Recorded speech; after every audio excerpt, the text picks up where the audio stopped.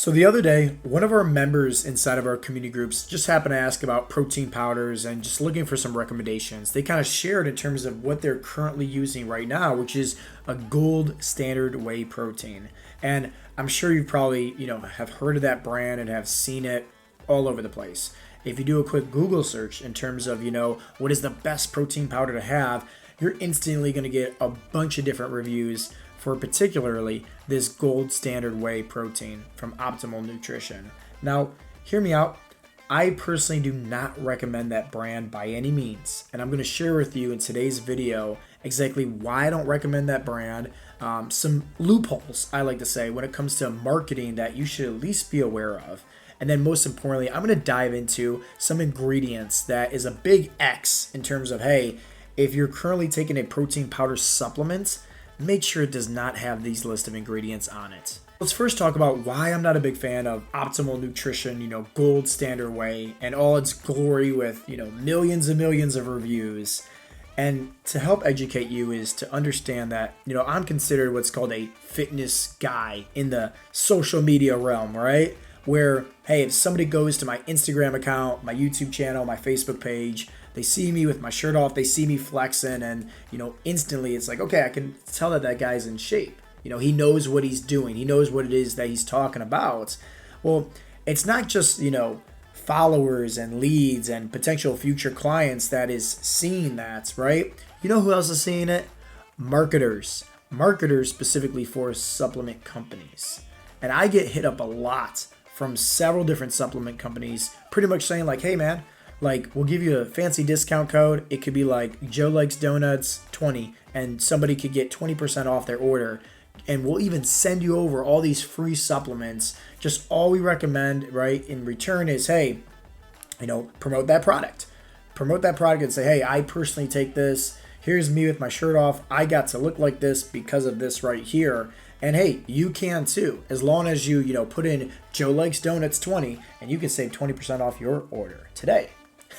So at the end of the day, that's what it is. It's marketing, And hear me out.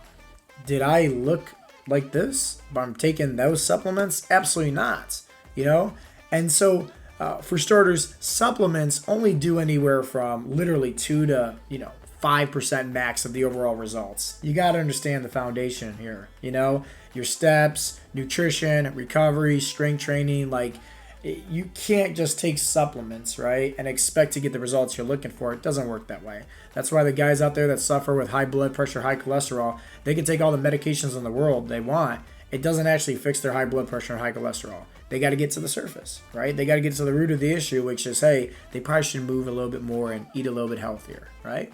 So going back to the supplements and the marketing, that brand, right, Optimal Nutrition, because, they've hit me up before, they have the biggest payouts when it comes to commissions, right?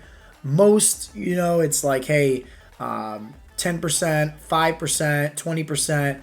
I'm not going to say what they, promotes, right, in terms of their affiliates and everything like that with their commission structure. But they have the highest, right, when it comes to making the most bang for your buck just by promoting this supplements. So hear me out. You go on Google, right? You type in what is the best protein powder, and you got all these guys on their YouTube channels, bloggers, all this stuff, all promoting this supplement, right? Optimal whey, nutrition, gold standard, and you get suckered into believing like, oh, I should probably order that too because Johnny Smith with the six-pack abs and the chiseled chest, he takes that protein powder because he just took a shirtless photo with that protein powder. I'm going to order it too, and I'm going to save 20% off my order, right? Guess what? Johnny Smith gets a huge chunk, right, when it comes to that commission, right, for that affiliates. And at the end of the day, like you're kind of left in the dust because now you're taking some things that probably aren't necessarily the best for you. And I'll explain that here in a little bit. So don't get suckered into the marketing. Don't get suckered into all the supplements and everything like that. At the end of the day, I like to be very upfront and honest with people, especially our members, is that supplements should only be used if you need it. For example, like I recommend supplements, right? I recommend protein powder if you're having a hard time hitting your protein goal by eating all whole foods, like myself, right? I would be a oxymoron or a hypocrite if I told somebody don't take supplements, but then I'm taking supplements, I take creatine monohydrate. I take fish oil, right? Like I take a multivitamin. Sometimes I even take a little greens powder because guess what? I don't eat enough vegetables, right? So when you're not getting your, recommended, daily doses from whole foods, it's beneficial to use a supplement. Now, what's always going to be more beneficial is getting that through whole foods first and foremost. But once again, sometimes it's a little bit easier and convenient to get it through supplements. So now that you understand all that, let's actually go into, what are some ingredients that you should be at least wary of? Where if you see it on the back of the, ingredients label, on the nutritional facts for those protein powders or whatever the case may be, you should probably put it back. You should pretty much, put that back and not consume it. But with that being said, that's obviously going to be better than, hey, going to McDonald's and having, let's say, a Big Mac. Okay? Like stuffing your face with, Cheetos and, let's say, a whole bunch of candy bars and, Twizzlers and whatnot. Like, that is where you got to understand. Like, hey, just because there's a certain ingredient inside of a protein powder, like, oh, I should probably not have this because it's bad, because Coach Joe said it's bad. But if you're also on this perspective of, the Big Macs and the, cheesecake and all the donuts, right? All these different things, like, pick your poison here, Johnny. Like, at the end of the day, like, you got some things that, are sure not necessarily the best to have inside of a protein powder, but I wouldn't recommend going this route as well. Now keep in mind, the list of the ingredients I'm going to share next, this is just a personal recommendation. Everybody's body is different. So the list of ingredients that when I'm looking at on the back of a protein powder, I'm just mindful of this. Not saying that it's going to cause you any kind of harmfulness or pain or discomfort, but some of these ingredients I know personally, hey, they, cause me to have, feeling full and bloated, like in a lethargic sense where I'm having a hard time almost digesting that protein, It doesn't feel very good. Also, some of these ingredients, I know if I'm consuming it, it actually causes a lot of joint pain in terms of like inflammation. So I'm just mindful of that.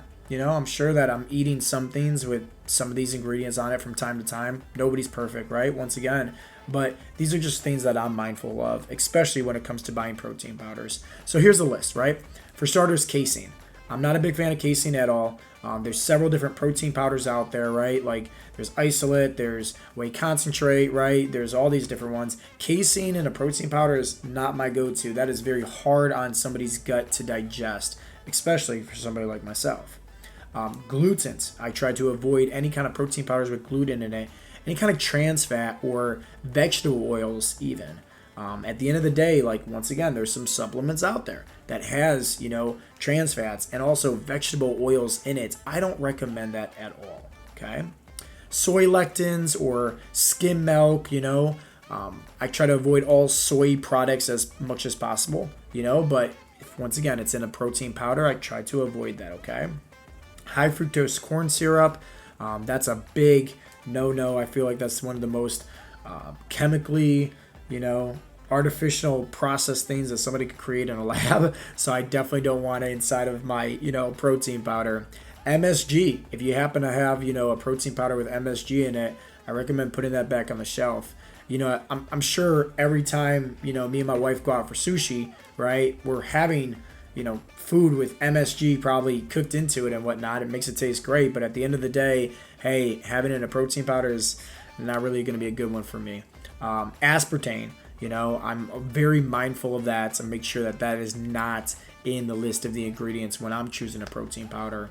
Maltodextrin as well, that spikes somebody's blood sugar. So it's like I don't want to make sure that, once again, I'm just mindful of a quick little check anytime I'm buying a protein powder. What is, the ingredients that I'm consuming? And then and just any kind of fillers even, coconut flour, added in sugars, anything like that. These fillers that they just kind of throw into, the ingredients here to make it either taste better or something of that nature, right? Once again, these are just the list of ingredients that I'm mindful of. And if you're somebody that is cautious of your health, hey, you should be mindful of them as well. Now, hopefully you guys got some value from today's episode. And if you did, definitely give this video a thumbs up. But also, this is what I want you to do next. is actually leave a comment down below letting me know what protein powder that you're currently taking right now. Let's start a little, group message thread discussion in the comment section below this video. Personally, what I recommend and what I currently take right now is, my protein powder. I take their Whey Isolate blend. Salted caramel is a great flavor. I personally like that. Mix it in my coffee, mix it in my yogurt, mix it in my cereal even. Love that flavor. But at the end of the day, let me know. So leave a comment down below letting me know what protein powder that you are currently taking right now inside the comment section. And then lastly, if you have not yet subscribed to my YouTube channel, I would greatly appreciate that if you did. As always, guys, this has been Coach Joe with Heartletics.com, and I'll talk to you in the next episode. Peace out, Girl Scouts.